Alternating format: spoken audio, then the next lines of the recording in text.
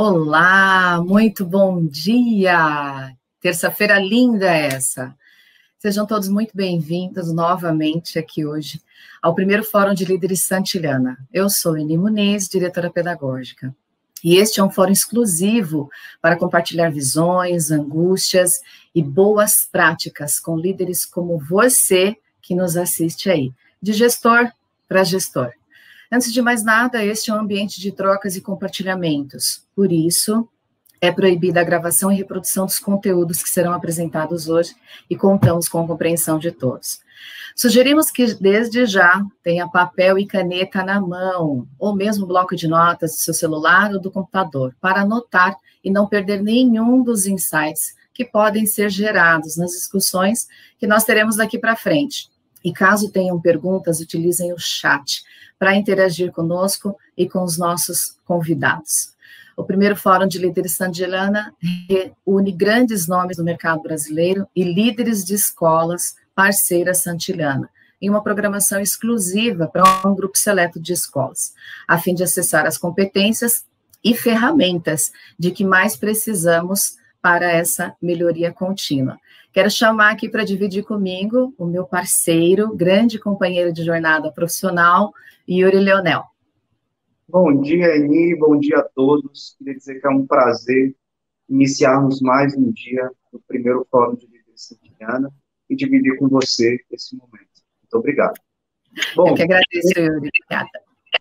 Eu tenho a missão de hoje contar para vocês o que a gente vai fazer. Iniciaremos a nossa jornada hoje com um itinerário holístico. E nesse painel, nesse primeiro painel de hoje de manhã, abordaremos o tema Mapeando a Antropologia do Comportamento das Famílias de hoje. O que essas famílias estão pensando? O que as famílias querem?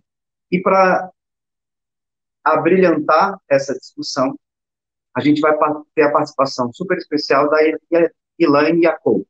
A Elaine é doutora em Antropologia do Consumo, mestre em Antropologia do Consumo, pós-graduada em Estudos Populacionais e Pesquisas Sociais e é formada em Ciências Sociais. E é uma pessoa que, particularmente, eu super admiro. Bom dia, Elaine.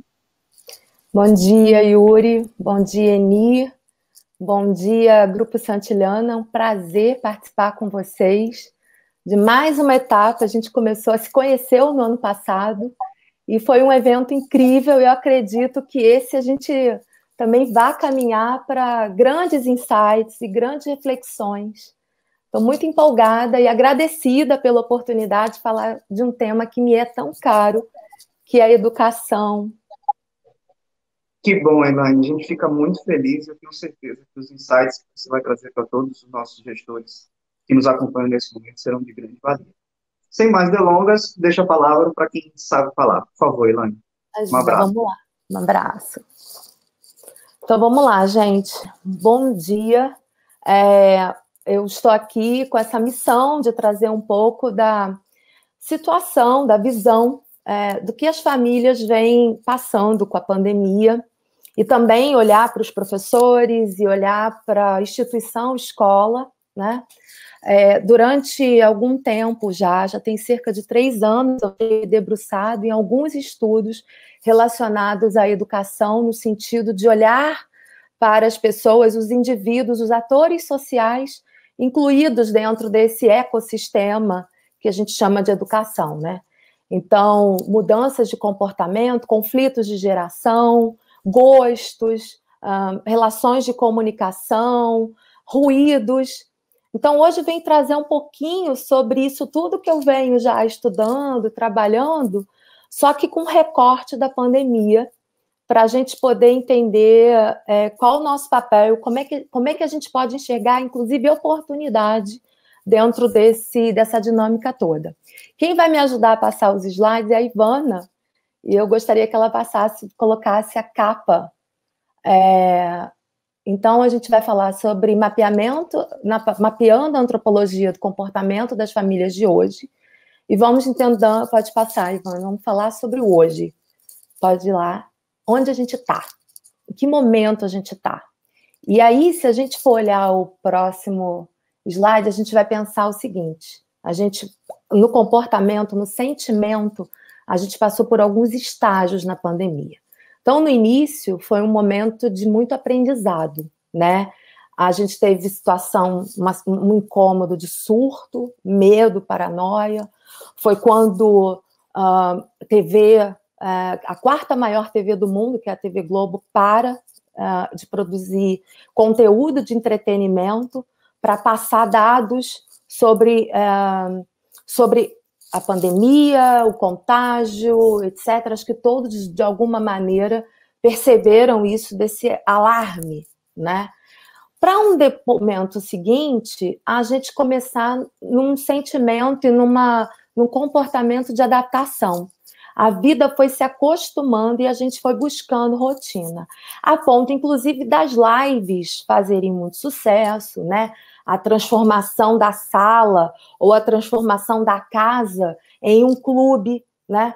Formas de interagir. Então, teve gente que plantou suculenta, passou a fazer pão, foi buscando interação com os filhos, consigo mesmo, e até também uma espécie de controle do tempo, né? Fazer o pão não é só sobre o pão, o resultado, mas inclusive sobre uma disciplina do tempo, construir uma rotina. E hoje a gente está num período de reinvenção, e a gente está vivendo o agora possível. Não é o agora desejável, não é o agora que a gente amaria estar vivendo, inclusive de volta da nossa antiga rotina, mas a gente está vivendo um retorno e uma experimentação dessa nova situação, né? A gente vai à rua, às vezes fica incomodado com a máscara, tem gente que já se acostumou, então a gente está se reinventando, assim também como os mercados produtivos estão elaborando gels diferentes, sprays, ar-condicionado que te purifica. Quer dizer, está todo mundo, de alguma forma, se mexendo para a sustentabilidade, para crescer no mercado, para se manter e também para sanar uma situação de tensão e medo, né? Pode passar, Ivana. E aí, gente, a gente precisa entender, e todos os microbiologistas que têm falado nesses programas de televisão, Roda Viva, por exemplo, com o Átila, que é um pesquisador, é um caminho sem volta. E aí é um caminho sem volta pela própria natureza do vírus. Então, o vírus, a gente sabe que sofre mutação, ele se transforma. Se a gente for olhar os dados do Ministério da Saúde, o sarampo voltou, então era uma doença que teoricamente teria sido sanada do Brasil. A gente vê sempre gripe sendo modificada, porque o vírus modifica, e mesmo que a gente tome vacina, quando a gente vê, a gente está lá doente, está gripado, porque é uma nova virose, né? Quem nunca chegou ao médico e o médico simplesmente justificou uma virose? Porque, de fato, a natureza do vírus é essa. E a gente está num caminho sem volta, porque também essa pandemia, ela trouxe uma série de mudanças comportamentais, por exemplo, isso que nós estamos fazendo agora, né? O uso das redes sociais, o uso das conexões, o uso da tecnologia, dos gadgets todos, foram modificados, foram pressionados, foram tensionados a terem um tratamento diferente. Novos aplicativos, novas formas de comunicação, novas linguagens, né? Pode passar.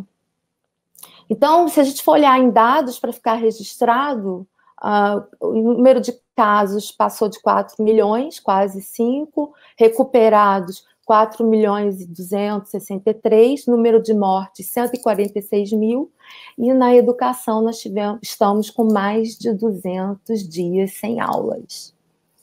Vamos lá. E o que isso significa? Significa que esses dados e essa doença, né, essa pandemia, ela impactou em muitas esferas, e uma das esferas mais impactadas foi a economia. O IPEA fez uma pesquisa onde conseguiu entender como que as famílias sentiram a pandemia de diferentes formas. E a inflação para as famílias de renda mais baixa, ela foi maior, ela sentiu mais. Então, famílias com renda domiciliar de menos de 1,6 mil reais, de R$ 1.600, elas sentiram mais a inflação porque houve um aumento dos preços da alimentação, né? Elas não puderam cortar muitos serviços que estavam habituadas, enfim, porque não tinha tanto serviço como entretenimento, ou até tinha e cortou, mas enfim, a gente viu aí a brincadeira com os memes, com as pessoas roubando 5 quilos de arroz, o arroz custando R$30. Só que para as famílias mais abastadas, de renda mais alta, eu acredito que seja a maioria do público-alvo de vocês, famílias com renda domiciliar maior que R$16 mil, que é o composto da família inteira, eles sentiram menos a inflação. Então, teve um sentimento de 0,27. E por que isso? Por que sentiram menos? Pode passar, Ivana. Porque simplesmente a população de maior renda, ela se beneficiou da queda do preço dos serviços. Primeiro, que houve a possibilidade de cortar muitos serviços. Segundo, que houve a possibilidade de negociar os serviços. Terceiro, que as pessoas puderam fazer quarentena e ficar em casa, né? E aí, para grande surpresa, a escola é percebida como um serviço. Então, para muitas famílias, pagar por um serviço que não está sendo ofertado dentro do que as pessoas julgam terem comprado inicialmente, terem contratado inicialmente, foi percebido como uma grande frustração, uma não entrega de serviços. Como assim? Eu estou pagando a escola, mas o meu filho está em casa. E aí? E aí há uma reflexão interessante, porque desde que a gente coloca os nossos filhos na escola, lá na pré-primário, lá no jardim, a gente tenta transformar o lado comercial em uma relação social na escola, né? A gente chama professora de tia, a gente presenteia as professoras, a gente estabelece uma série de relações para além de uma relação comercial. E as professoras acreditam, aceitam, né? Os meus alunos me amam, são homenageadas. Não há nenhum problema nisso, muito pelo contrário. Só que isso cria uma dinâmica onde você se sente parte de um cuidado, parte de uma importância. Com a pandemia, simplesmente para muitas escolas, muitos professores, houve um descolamento dessa relação social sendo observada como uma relação comercial. Então, comercial e social não estão mais tão juntas. E olha, meu calo está apertando. E o meu calo está apertando, olá escola, olá diretor, vamos aqui pensar na situação, vamos pensar na minha situação. Então, houve queda de renda? Houve, mas muita gente colocou na lista de corte a escola sem qualquer critério. E eu estou dizendo isso porque, enfim, acompanhei muitas mães, entrevistei muitas famílias ao longo da pandemia, desde o comecinho, tá? Já sempre fazendo pesquisa. Pode passar. E se a escola é um serviço, vamos pensar um pouco também nessa diminuição de renda.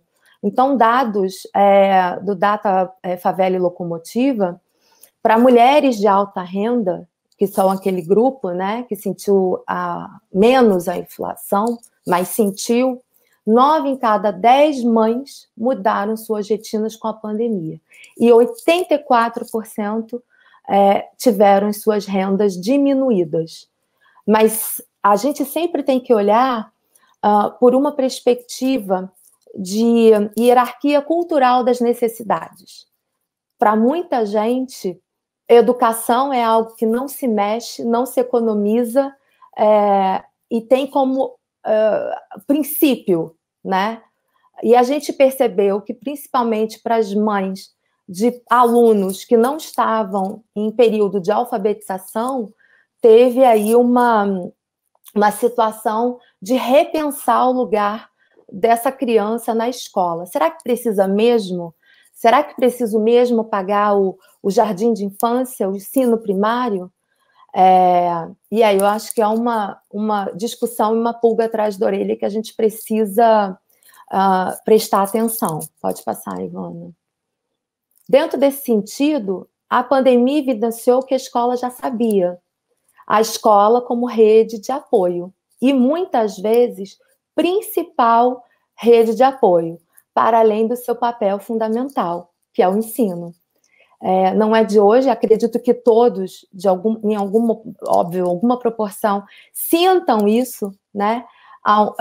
Onde muitas mães contam com a escola para elas conseguirem trabalhar, para que elas consigam ter o seu momento de produção, de alguma esfera sanidade, porque não é que há uma defesa exacerbada, mas de alguma forma, e eu vou já falar um pouco mais à frente, historicamente as mulheres elas acumulam tarefas onde muitas vezes não há um amparo psicológico, muito menos de treinamento sobre controle do tempo, organização das tarefas, né? Então, às vezes a gente... E dentro desse contexto, a gente também precisa entender que, com a pandemia, muitas redes de apoio, por exemplo, avós, parentes mais idosos, estavam dentro de grupos de risco, ou pessoas que estavam um pouco doentes ou que têm uma doença crônica contínua estavam num grupo de risco. A gente tinha uma ameaça invisível e como colocar em risco as pessoas que a gente conta todo dia, né? Como colocar em risco pessoas que a gente criou um laço, um vínculo de afeto e reciprocidade. Pode passar, Ivan. Então, muitos pela primeira vez viram filhos e estudantes no mesmo indivíduo. Como lidar com essa criança? Como lidar com esse estudante que até então, muitas vezes a gente só cobrava, faz o dever de casa, já fez a tarefa, né? Usa aqui o computador para fazer uma pesquisa, vai para a casa do colega. Quer dizer, não havia, nem toda a casa, eu acredito que a maioria, não havia essa consciência aprofundada, primeiro, sobre como é que é a dinâmica de aprendizado, o foco de atenção dessas crianças, possivelmente a didática de sala de aula, talvez o treinamento e o jogo de cintura de professores, monitores de sala, coordenadores. Quer dizer, de alguma forma, quando passava no portal de Nárnia, na entrada da escola, aquela mãe, aquela família tinha uma segurança do tipo, agora está entregue, eu vou poder trabalhar sossegada, eu vou poder cuidar da casa sossegada, cuidar de mim de forma sossegada. Só que essa pandemia, ela trouxe esse desafio de olhar para o seu filho, talvez não tão brilhante como talvez a gente gostaria de acreditar que ele fosse, talvez mais disperso, rebelde, né? Até porque a gente sabe que muitas vezes as crianças agem de forma bem diferente. Eu não sei os filhos de vocês, mas o que eu me lembro e o que eu vejo é que quando a gente vai para casa de estranho ou na escola, a gente come até arroz e feijão, mas em casa a gente não quer comer e reclama. Pode ir lá. E aí, o que eu percebi dentro dessas conversas e dessas dinâmicas desde a pandemia, desde que eu venho estudando educação, é que não há lados. Apesar de, muitas vezes, o discurso dos pais que se percebem clientes e que constroem esse lugar de cliente ao invés do aluno, né, se coloca dentro desse sentido, né, como se tivesse contra, como se tivesse exigindo os meus direitos, né? Aquela máxima de olhar a escola como um lugar de aprendizado, de transformação, não é uma realidade, não é infelizmente, não é uma certeza inquestionável, né? Tudo é questionável, tudo é quase como aquela máxima de médico maluco, talvez diretor de escola, todo mundo tem um pouco, e as pessoas gostam de exigir, né, se fazer presente, se fazer cobrador, né? E a gente sabe que não há lados. Pode ir lá, Ivana. Na verdade, a gente precisa ter múltiplos olhares, e aí é um trabalho de empatia também dos profissionais da educação. Lógico que também dos pais, né? E aí é uma educação, talvez um lugar, uma comunicação que talvez a escola, que é esse centro de humanidade, de construção de saberes, habilidades e competências, vai precisar se posicionar para dialogar com pais de uma outra forma, assim como dialogar com os alunos de uma outra forma, não mais puxando esse cabo de guerra, mas de alguma forma demonstrando que estamos juntos nesse barco e que o propósito, que o produto final é o mesmo, que é formar cidadãos, né? Pode ir lá, Ivana. Então, a gente está falando que esse trabalho do cuidado, e principalmente das mulheres dentro de casa, é chamado de trabalho o trabalho não remunerado, né? Empurra as mães para fora do mundo corporativo, porque, de alguma maneira, tudo é posto para ela como uma grande cobrança. Há uma relação egóica construída desde que a mulher ela pensa em engravidar. O filho é uma extensão dela, é uma extensão, sobretudo, da mulher. Inclusive, quando há brigas entre casais, eu não sei se isso é comum, vocês já assistiram, já vivenciaram, há toda uma culpabilização do tipo, o seu filho não quer estudar, o seu filho age dessa maneira, né? E aí, quando a gente pensa no Brasil, a gente também tem que pensar em mulheres que estão sozinhas, acumulando, porque simplesmente elas estão sozinhas, porque o pai entra num lugar de ajudar e não de dividir a responsabilidade, né? O pai ajuda, eu ajudo, às vezes eu troco uma fralda, não, eu ajudo, eu fiz a lição de matemática ontem, né? E segundo dados do IBGE do ano passado, o Brasil possui 28, quase 29 milhões de famílias onde as mães são integralmente responsáveis. Então, imagina que dentro da sua escola, possivelmente, há muitas professoras que são professores, lidam com questões das famílias dos outros e ainda tem a sua própria família, e então ela é também mãe, e ela também trabalha fora, né?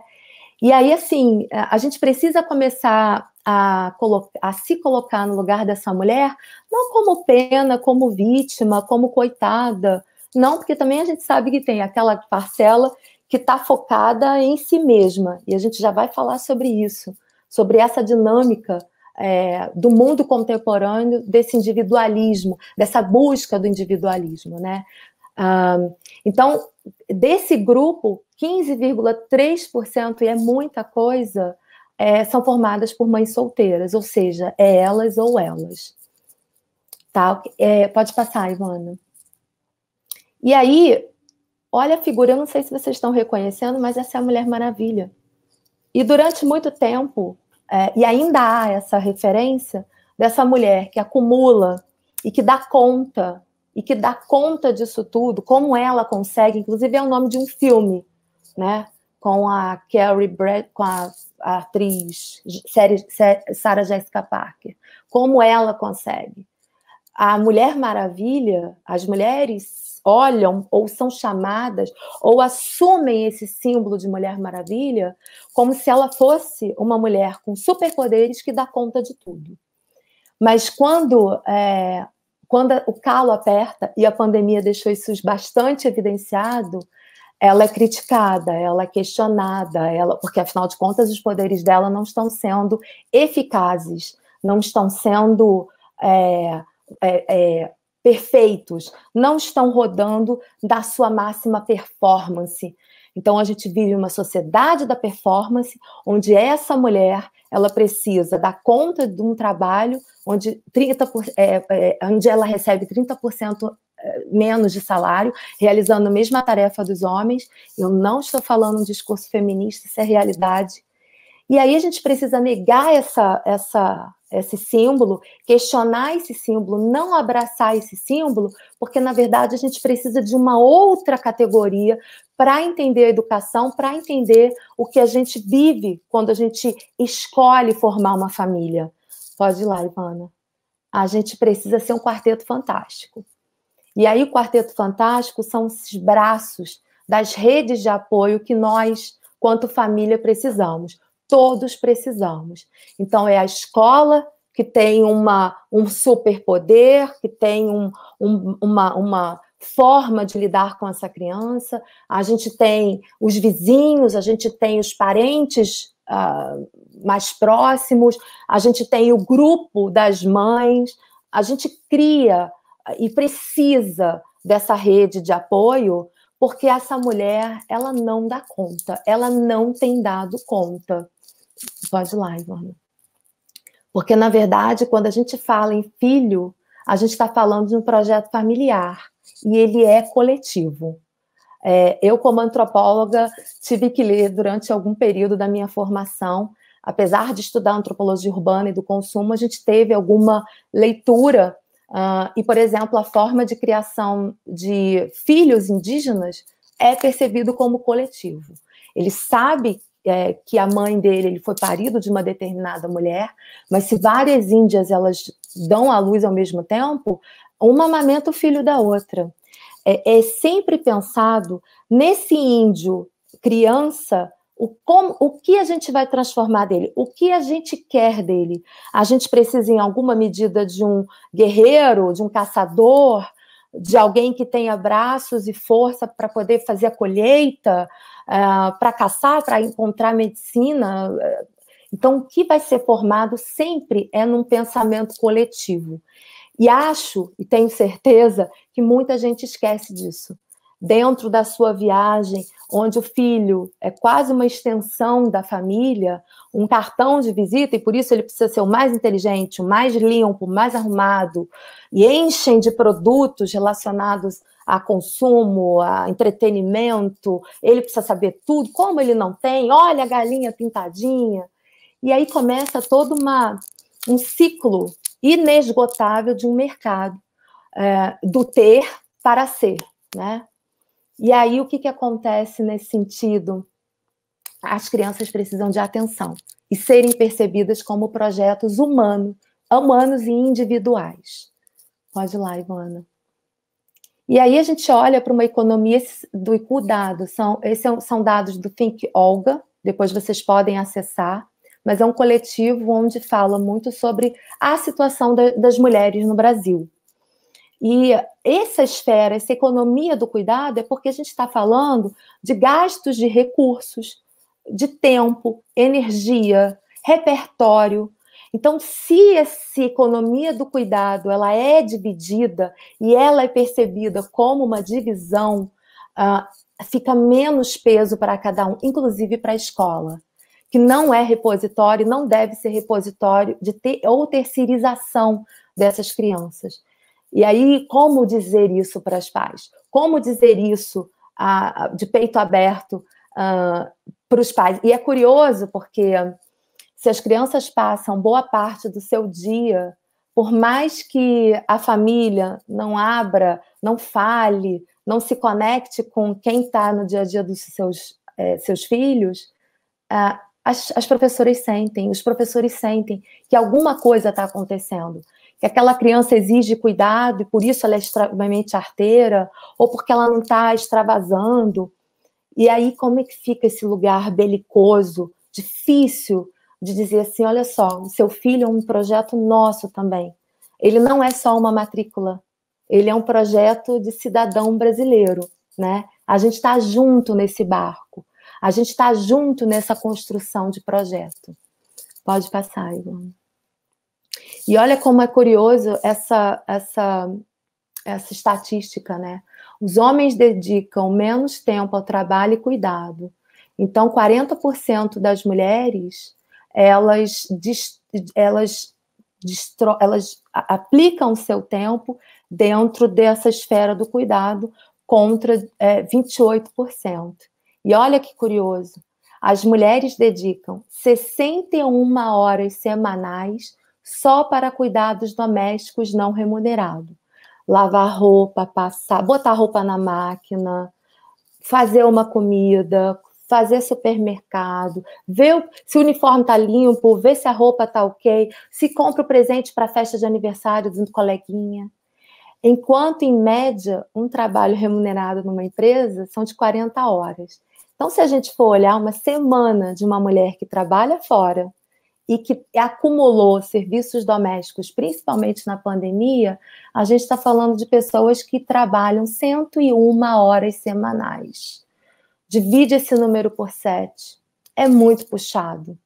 Além de tudo, com toda uma cobrança e talvez, possivelmente, até com uma culpa, no sentido de como vai ser o Enem do meu filho, como vai ser a formação do meu filho, como vai ser... ele vai ficar para trás? Né? O ficar para trás é um grande fantasma. Então, essas mulheres estão precisando de acolhimento. Pode ir lá. Ivana, pode passar. Então, tem uma fala, né?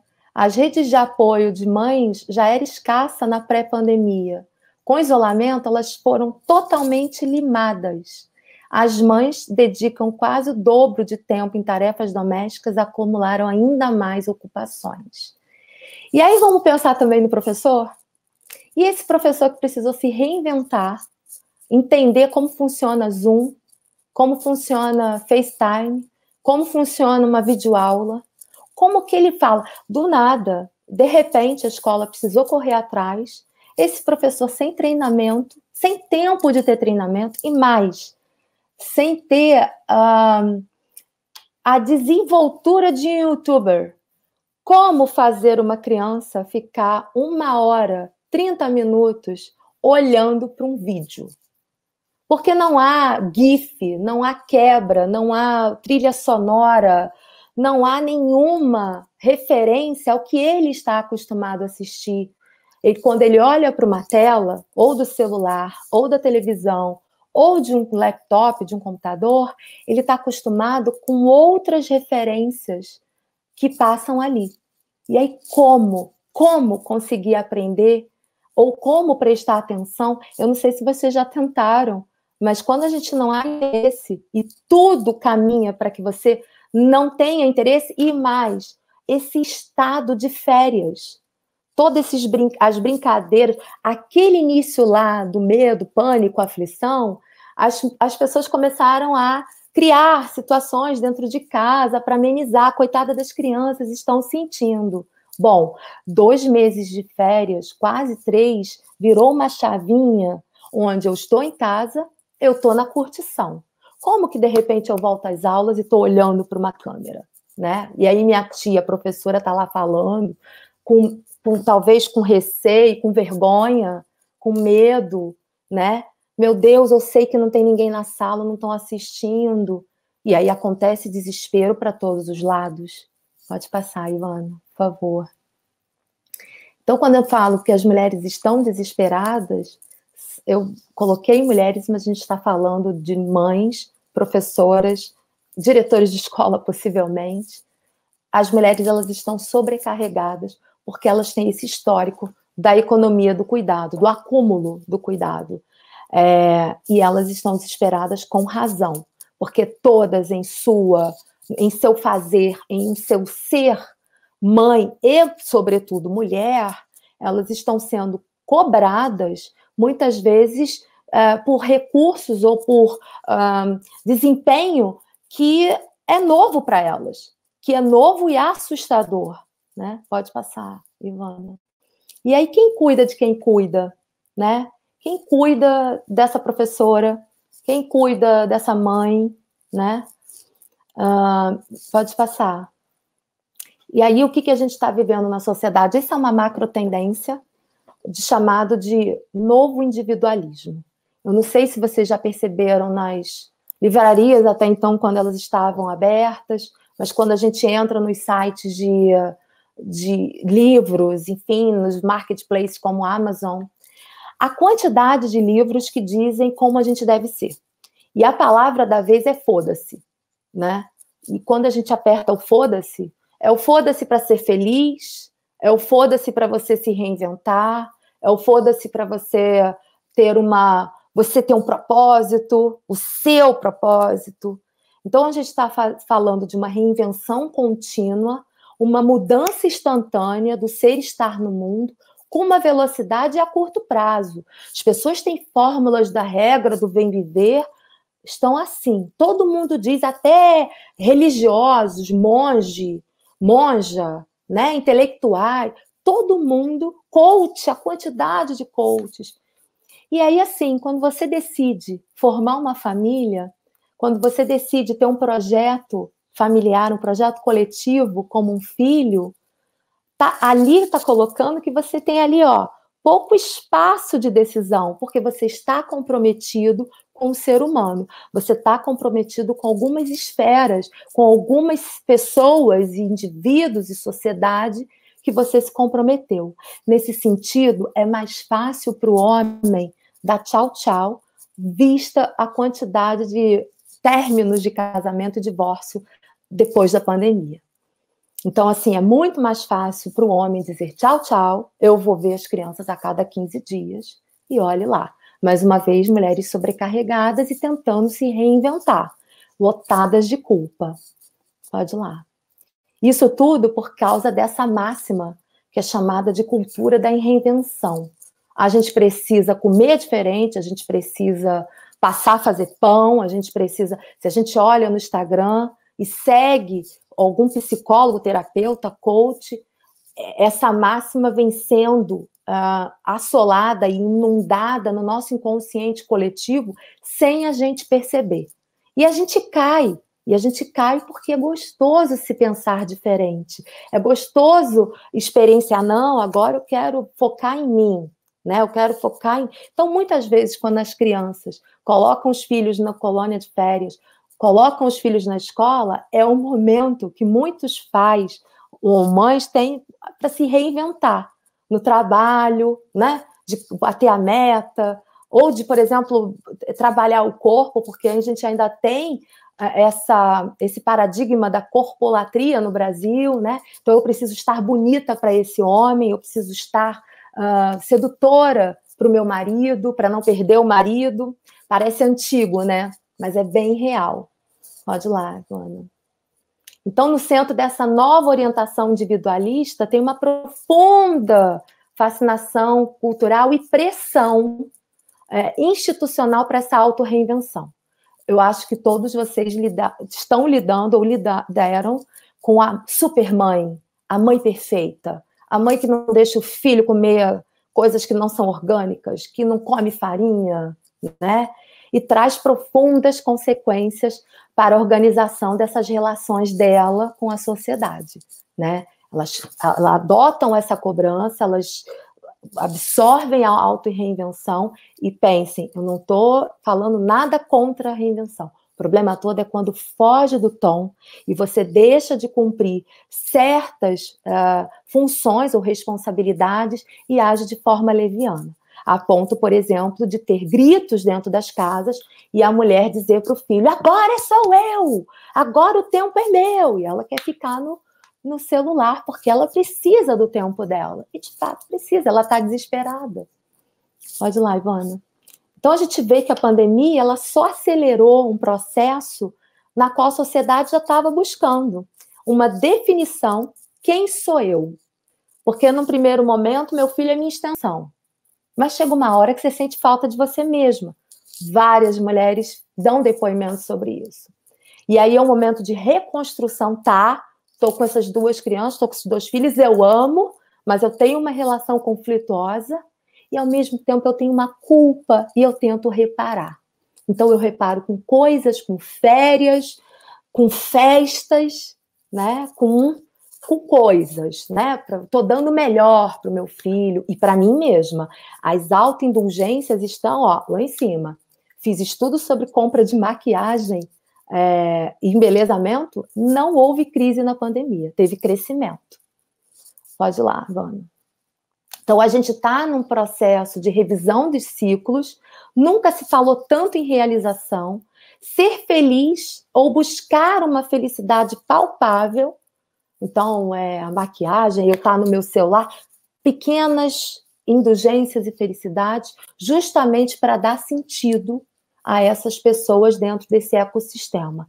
Porque depois de ser uma mulher maravilha, mães, professoras, enfim, mulheres de uma forma geral, elas acumularam tantas funções que chegou uma hora que elas dizem: quem sou eu? O que eu gosto? As últimas vezes que eu fui ao cinema foi tudo desenho de criança. Qual seriado que eu gosto mesmo? Aliás, dá tempo de eu gostar? Quem sou eu? Então, não é que simplesmente as pessoas são levianas.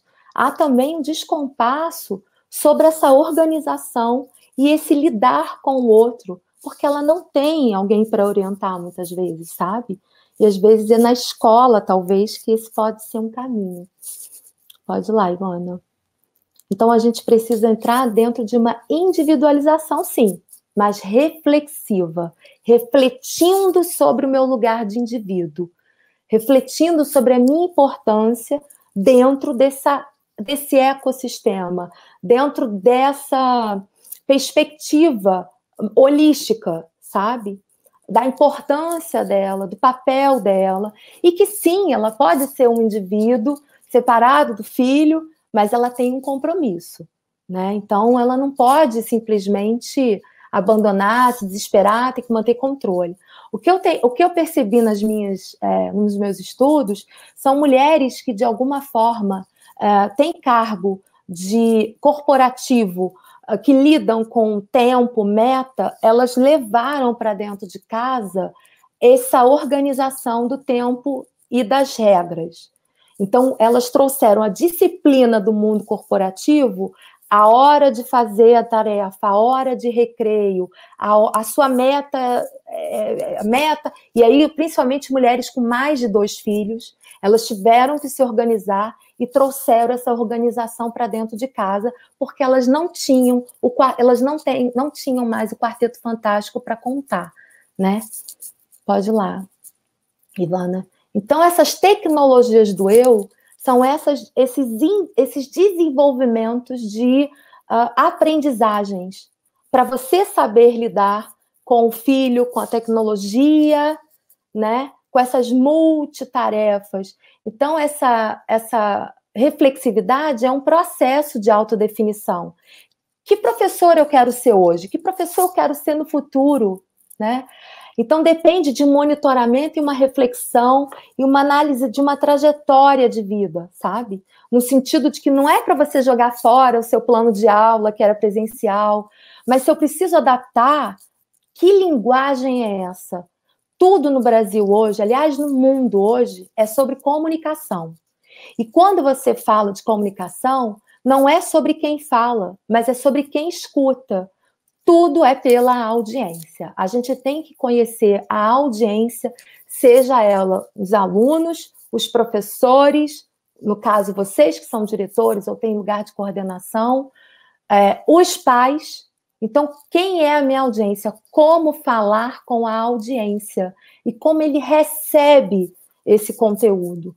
Precisa de criatividade? Precisa de jeito de falar? Precisa ser mais direto? Precisa falar a mesma coisa com diferentes recursos? E aí é um estudo que a gente precisa fazer. E aí é uma tecnologia que nós precisamos desenvolver com a gente mesmo. Pode passar, Ivana. Então, ao mesmo tempo que muita gente se desesperou, né, para muita gente sair da individualidade trouxe pânico, pode passar, para outras pessoas foi uma oportunidade. Essa é uma foto do meu sobrinho. A minha irmã, é mãe solteira, estava fazendo home office e trouxe para dentro de casa a organização da escola. Então, enquanto ela está trabalhando, fazendo conference call, fazendo, ela é advogada de uma telecom. Então, o meu sobrinho está lá, nesse momento ele estava fazendo o recreio. Então, ela bota o desenho do recreio. Ele não está tendo homeschooling, porque ele tem 4 anos. Mas, de alguma forma, eu perguntei para ela, como é que você está? Ela, não, estou tranquila. Elaine, eu estou até gostando. É horrível falar isso, mas eu estou gostando. Porque eu estou acompanhando, ele fala coisas, ele fala frases inteiras, ele tem umas tiradas. E aí, por exemplo, quando ele termina o dever dele, ela passa leiturinha, aqueles, né, desenho e tudo mais, massinha, que seja, é o trabalho dele, e ela tem o trabalho dela. E aí, quando ele está entediado, simplesmente há toda uma compreensão de vem cá, então, participar do trabalho da mamãe. E em alguma esfera ele aparece, em alguns momentos, em algumas situações, ele aparece na videoconferência, fala o nome dele, diz quantos anos ele tem, as pessoas estão compreensíveis, há uma possibilidade, obviamente que ela é uma privilegiada, e aí ele viu que não tem nada demais, que o papo é chato, e ele sai. Mas, de alguma forma, eu acho que não é só ela, muitas mães também estão... E aí é, de novo, uma pulguinha atrás da orelha. Minha irmã já está questionando, será que ele precisa voltar para a escola? Está tão bom. Se eu continuar na quarentena, né, nessa quarentena que não termina nunca, é até uma economia. Ela fala isso.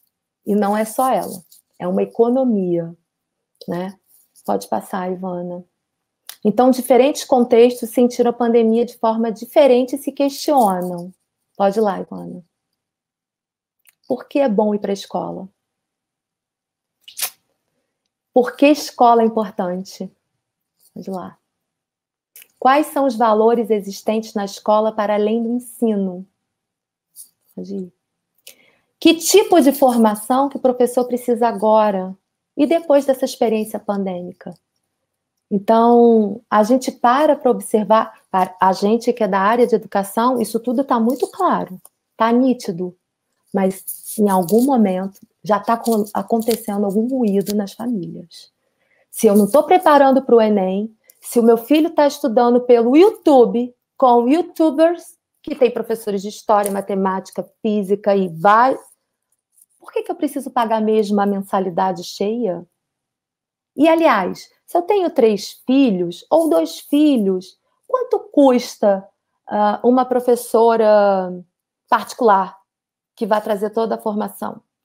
E outra, coloco meu filho, eu sou de uma cidade menor, não é tão violenta, a escola pública é ok, mas aí eu contrato uma professora particular para auxiliar, para incrementar, para fazer o dever de casa com ele. E aí, escola? Como é que vai ser? Né? Como contar, como defender, como comunicar, como resgatar a escola, que por vezes, e a gente viu isso no ano passado, é percebido como, muitas vezes, como algo chato, enfadonho, né? Para cumprir tabela, só para fazer o Enem, depois aí eu fico livre, né? Pode ir lá, Ivana. Então, a gente é repleto de novos normais, e aí, sendo novos normais, a gente está encarando mais um deles. E eu não estou falando sobre coronavírus. Eu estou falando de um novo normal da escola. Qual será o novo normal da escola? Que novo normal a escola vai precisar adotar? Não estou falando só de asepsia, de limpeza e de biossegurança, não. Mas a gente precisa começar a refletir sobre como nos aproximar, como fazer da escola um lugar de acolhimento divertido até. Um acolhimento para além do ensino, porque, olha, eu não sei vocês, mas a gente aprende na diversão muito, né? A gente adora rir. E olha que engraçado, vídeos pré-vestibulares super badalados das grandes cidades, possivelmente de uma pequena cidade média, mas que os professores contam história do Brasil cantada em samba enredo, falam de seno A, cosseno B, cosseno A. Quer dizer, cria fórmulas, brinca. Esses professores altamente remunerados que preparam para o vestibular, eles têm toda uma... E cursos do Enem, enfim, eles têm toda a técnica de diversão, né? E aí como? Será que também a gente não poderia ter um pouco mais de interlocução com uma maneira de divertir, pelo menos para ser diferente, né? Pode ir lá. E aí eu cito o Guimarães Rosa, porque viver é um rasgar-se e remendar-se. A gente precisa se remendar, a gente precisa se rasgar. Rasgar é bom, significa que a gente está vivo, dor, né? Viver é adaptar-se. e a gente precisa mais do que nunca nos adaptarmos como pessoa, como profissional, e aqui no caso que a gente está falando, como educador, e olhar para a educação de uma maneira diferente. E quando eu digo olhar diferente, estou falando de recursos mesmo, sabe? Ontem, conversando com a Eni, eu comentei, assim, a gente ficou viajando, sabe? Ela que é professora de literatura, prato cheio, né? Como fazer as pessoas lerem? Roteiriza, faz um Zorra com matéria da televisão. Eu acho que é tempo da escola começar a aprender com os alunos.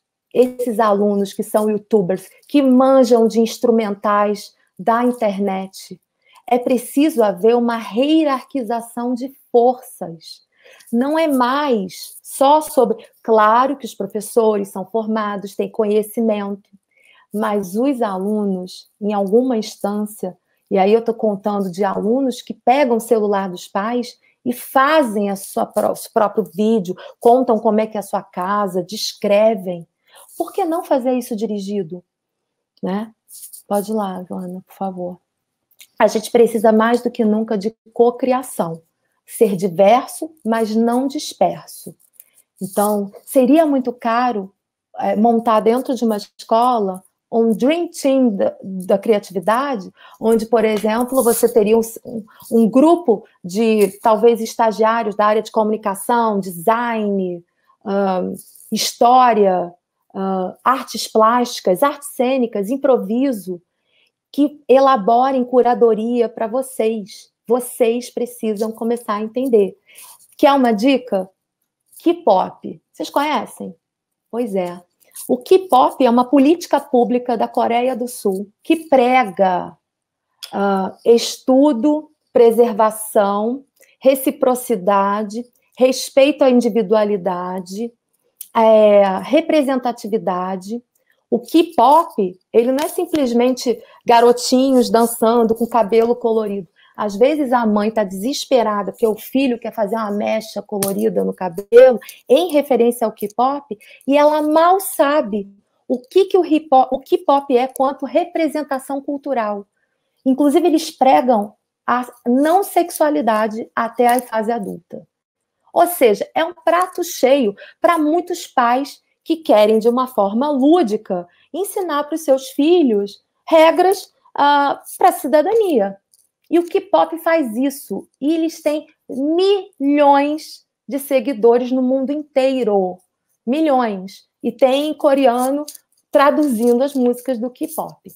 Então, por que não a gente pensar em olhar para mais colaboração, cocriação, e trazer esse conhecimento, e não só ficar dependendo dos professores, porque, em sua maioria, são mulheres, e como a gente acabou de ver, elas estão desesperadas, sobrecarregadas, 101 horas por semana. É muito. Pode passar, por favor, Ivana. Então, a escola ainda há tempo de inovar. A gente precisa apostar na transformação dessa fragilidade em potência. Então, se a escola fala de K-pop, se a escola está atualizada sobre os movimentos culturais, sobre as estéticas, né? Por que não a escola tem um Instagram 2 alunos, né? Onde os alunos são os youtubers? Porque os professores sabem indicar quem é o nerd, né? Quem é aquele que é mais tecnológico, a menina ou o menino que é mais exibido e que já tenha, talvez, um canal no YouTube, contrata, chama para perto.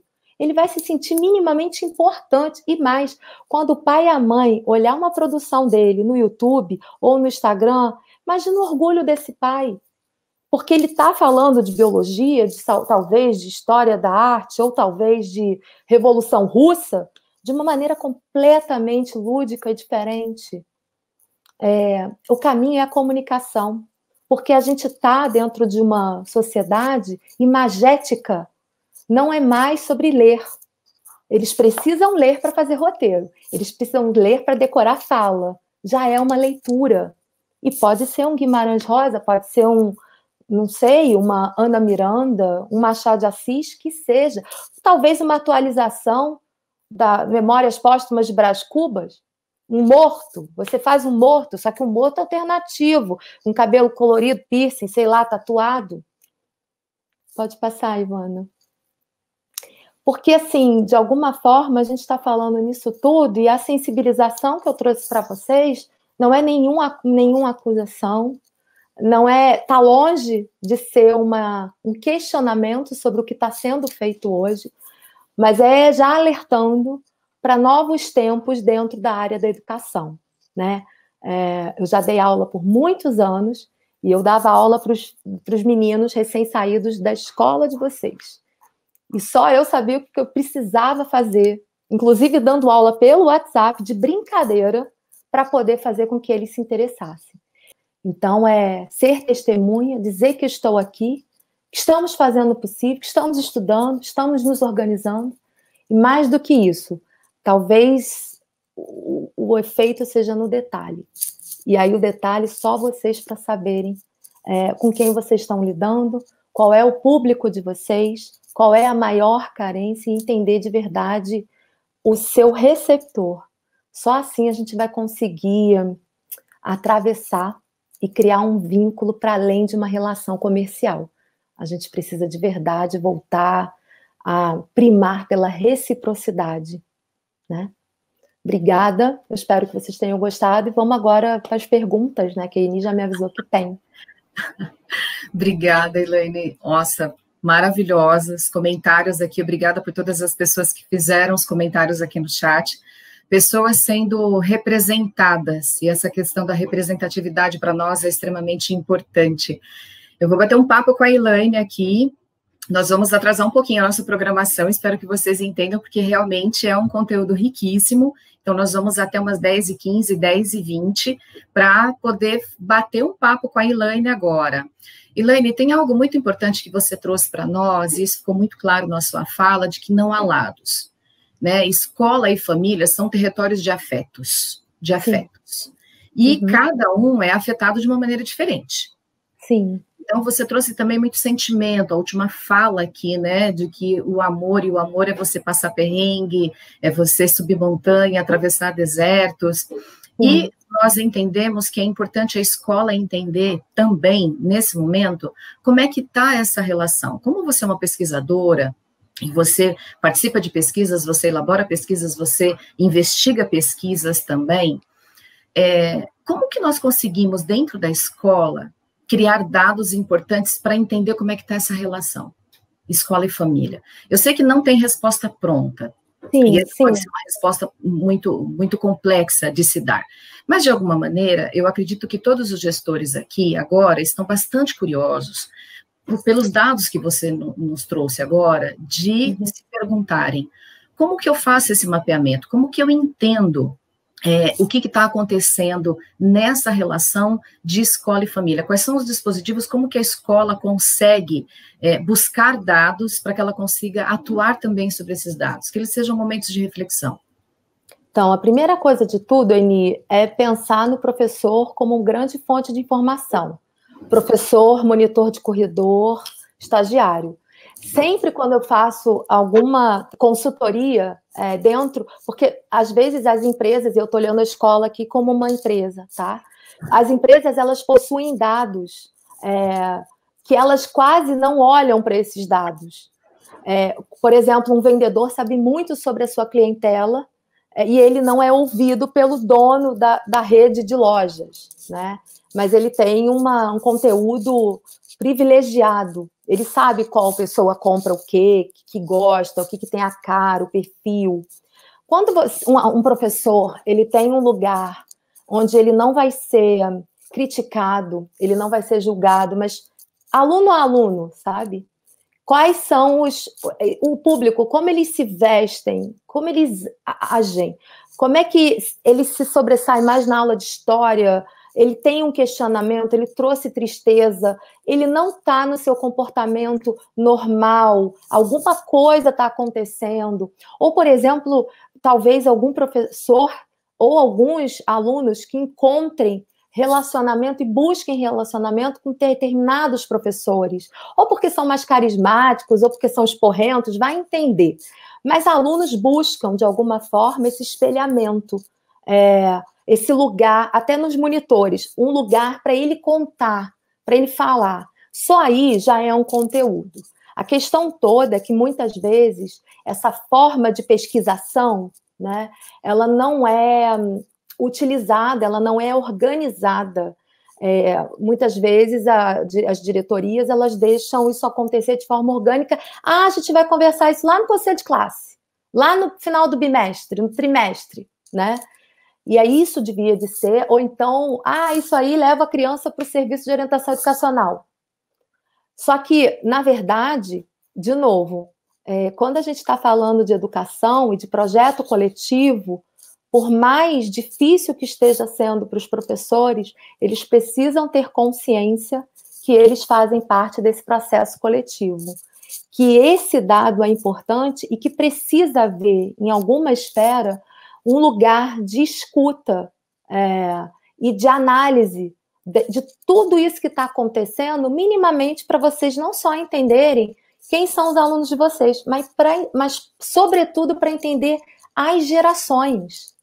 Então, até numa conversa informal, o que está ouvindo, o que gosta? Sempre tem um aluno que é mais chegado no professor, talvez o CDF, ou puxa-saco, ou porque é mais falante. Estuda ele, conversa sobre o que ele assiste, o que os colegas dele falam no grupo de WhatsApp, o que está acontecendo, tanto de coisas boas, negativas, e coisas positivas, sobretudo. Porque se eu sei o que encanta, o que move esse jovem, eu vou conseguir espelhar e falar a língua dele. A gente está contando aqui sobre linguagens. E a tecnologia, a nossa tecnologia, quanto instrumentalização do ser humano, tem linguagem, tem elaboração de idioma. E os jovens possuem as suas referências, as suas representações. Então, de fato, organizar um lugar de fala, de escuta. Primeiro desses professores, depois dos monitores, até porque, isso eu já fiz pesquisa há um tempo atrás, é muito curioso, porque eu fazia um laboratório com um grupo de crianças, depois eu conversava com os pais dessas crianças, e depois eu conversava com os professores que davam aula para essas mesmas crianças e com os monitores, coordenadores dessas mesmas crianças. É curiosíssimo, porque pareciam 4 personas diferentes das crianças. 4, eles tinham uma representação, os professores os enxergavam de um jeito, ou eles se mostravam de um jeito para os professores, para os monitores era de outro jeito, para os pais era de outro jeito, e eles se viam de outro jeito. E aí eu pensei, nossa, mas ninguém está se comunicando, né? Ninguém está as pessoas não estão se alinhando. Então, se a gente está falando aqui sobre seduzir, encantar, trazer esse aluno, talvez, de volta a um lugar de escola que um dia a escola teve, e possivelmente tem para alguns alunos, e para os pais desses alunos, a gente precisa ter mais informação sobre eles. Informação qualitativa. Não é quantos de número. Às vezes a gente entra quantas matrículas, quantas rematrículas, pagou no cartão, dividiu, porcentagem. Não é isso. É dados qualitativos, que tenham qualidade, tenham possibilidade de profundidade e debate, sabe? Mesmo que vocês comecem, talvez, com uma turma para as escolas maiores, talvez uma turma de laboratório por série, mas comecem a fazer esse exercício de compreensão, porque aí depois é só alimentar essa base, depois vocês vão entender que é muito fácil, até porque eu acredito que vocês já saibam, vocês só não organizaram o material. É isso. Quando você fala essa questão da pesquisa, porque assim, também tem uma questão que é o território da escola. que tipo de pesquisa essa escola está acostumada a fazer, em que formato ela está acostumada a fazer.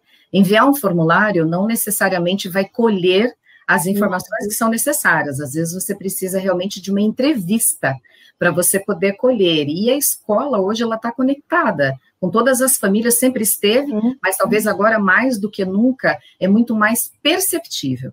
O que a gente traz desse cenário de pandemia não é que a escola está mais conectada com a família agora, ela sempre esteve conectada, é que agora nós desnudamos algumas relações.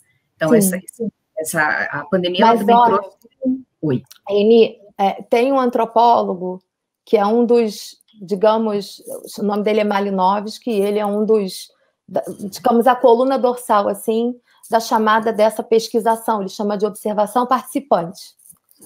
Ele coloca que a fofoca é material. Então, a rádio corredor é material. E não necessariamente de fazer julgamento. E outra coisa que ele diz é: escute as crianças, porque elas não têm filtro. Então, vocês estão com a faca e o queijo na mão. A questão toda é ouvir, é entender, perguntar. Quem é o Whindersson? Assiste o Whindersson. O que o Whindersson prega pode ser meio doloroso, chato, mas pensa que é um trabalho que você vai aumentar o seu repertório, que vai colher frutos, dividam as tarefas. Quem é Luísa Sonza? Por que estão cantando Anitta? O que a Anitta canta? O que é K-pop? É K-pop? Quem é? O que é? Né? E assim a gente vai aumentando o nosso repertório para entender que o cabelo rosa, da cor de ursinhos carinhosos, que é da nossa época, não é tão rebelde assim. Muito pelo contrário, é uma dinâmica de movimento cultural da fofice. É fofo. E depois isso passa. É a questão do julgamento, de você fazer julgamento e muito mais assim, fazer um julgamento baseado num valor que é seu e não fazer uma análise mais profunda. Você disse também que a família se deparou com filhos e estudantes do mesmo indivíduo, né? Sim. E nós percebemos isso claramente por depoimento de pais, de escolas. Você trouxe um fato importante, que o filho é um projeto familiar, e aí quando você disse, né, é uma família inteira cuidando daquela criança, tem um provérbio que diz, né, que é preciso uma aldeia inteira para educar uma criança. Então, quer dizer, não tem responsabilidade nem da mãe, nem do pai, mas é o todo aí. E eu acredito que numa determinada instância, a família foi bastante surpreendida nesse sentido. Porque, como você disse, algumas falas, né? Não, eu já troquei fralda, eu até troquei a fralda, então me ajuda aqui com isso, mas nós sabemos que a maior tarefa são as delegações das mulheres mesmo. Mas não estou pregando aqui a mulher faz, o homem não faz, não é isso. A família toda foi muito surpreendida. E você, com as suas pesquisas, você trouxe esse dado muito importante, tanto que você trouxe um último vídeo, um homem falando sobre a experiência dele com a filha, né?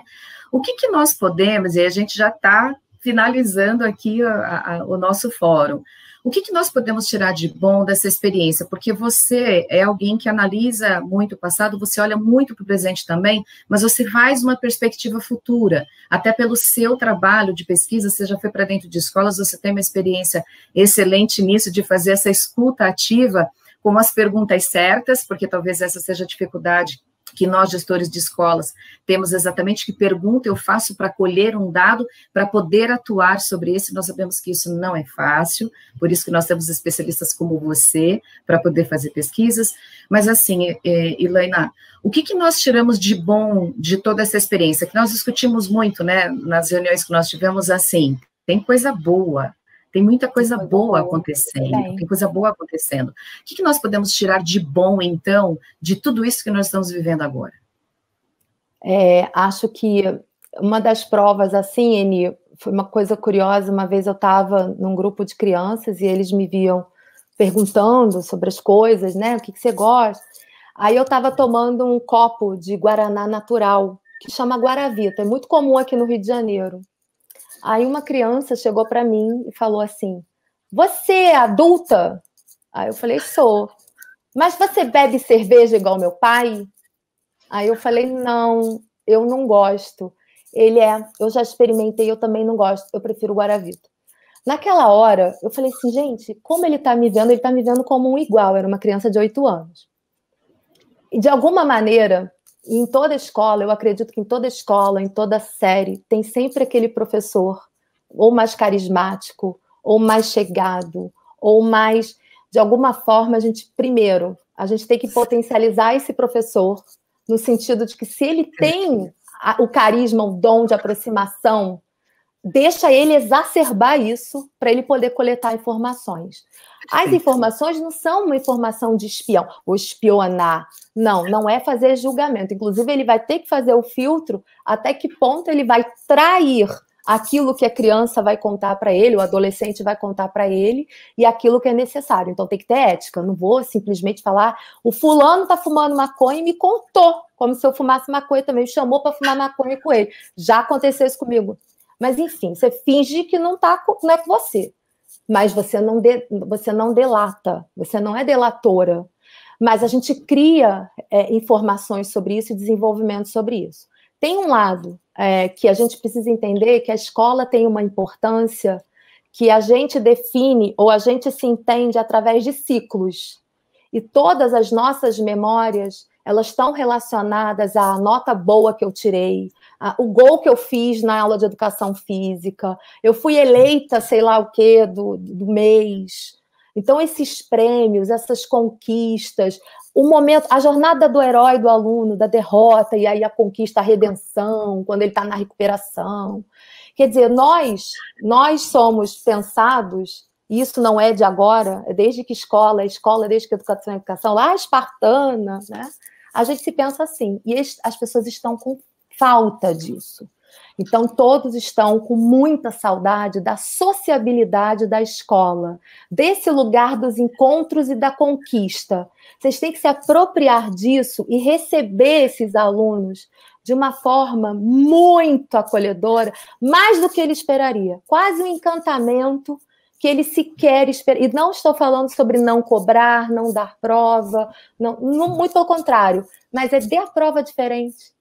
Faça diferente, usa o YouTube, usa tudo isso que você criticava. A gente, antes da pandemia, demonizava o celular, né? O celular chegou de vilão a redenção, herói, coisa de 10 dias, uma semana, né? Provavelmente. Então, utiliza o Google, ensina o Google Scholar, né? Se aproprie de tudo isso que às vezes a gente implica, questiona, as redes sociais. Use de forma a seu favor, para que ele possa... Porque tem rede social, tem perfil de informação, de conteúdo, tem sobre literatura, tem de tudo, usa. Só o fato dele ter essa novidade, olha, a escola está diferente, está moderno, o professor está moderno, fala de uma forma moderna, até a fala de forma moderna, às vezes soltar uma gíria, pô, tá maneiro, sabe? Me ensina aqui a fazer um stories. Vamos fazer um stories da turma? Vamos fazer. Vamos fazer isso. Agora. Perfeito. Elaine, quero agradecer demais a sua participação. Vou chamar aqui agora o nosso Yuri. Oi, Yuri. Voltei. Oh, querido. Yuri vai fazer aqui o fechamento para nós. Yuri, obrigada mais uma vez. Eu acredito que esse painel aqui foi sensacional. Agradeço novamente as pessoas mandando mensagens, elogiando. Tudo isso é feito para vocês com bastante carinho, com bastante cuidado, com bastante zelo. Cada temática aqui foi amplamente analisada, verificada, discutida, refletida. Então, assim, é um fórum que é para todos vocês. Obrigada. Deixo com você, Yuri. Obrigado, Eni. Obrigado, Elaine, pela super contribuição. Foi, de fato, uma discussão muito rica e uma perspectiva diferente, que traz muito à luz a posição e que vem pensando, né, as famílias de maneira geral. Bom, peço desculpa pelo pequeno atraso, passamos aí um tempinho, mas não queria me furtar de falar com vocês o seguinte: a Elaine trouxe aí questões que envolvem, de maneira geral, o aspecto emocional das pessoas, né, a acolhida que essas pessoas têm a expectativa de receber. Logo agora, na sequência da plenária, a gente vai ter uma oficina de negócio socioemocional. Então, o link está rodando aí na tela para que vocês possam se inscrever e entender.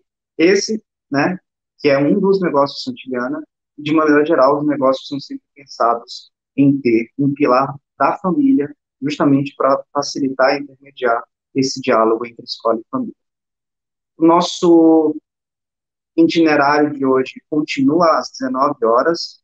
Às 19 horas nós teremos o tema Coragem, Criatividade e Coragem para Reinventar a Minha Escola, com o nosso queridíssimo Murilo Gama, um super professor de criatividade, e eu tenho certeza que vai complementar esse itinerário de hoje com muito brilhantismo. Então, agradeço a Elaine pela participação, agradeço a todos vocês pela audiência, agradeço a Ini também. Super obrigado, Elaine. Um beijo para você. Ini, um beijo. Beijo, gente. De todo mundo. Tô na torcida. Tchau, Até mais tarde. bom evento. Tchau, tchau.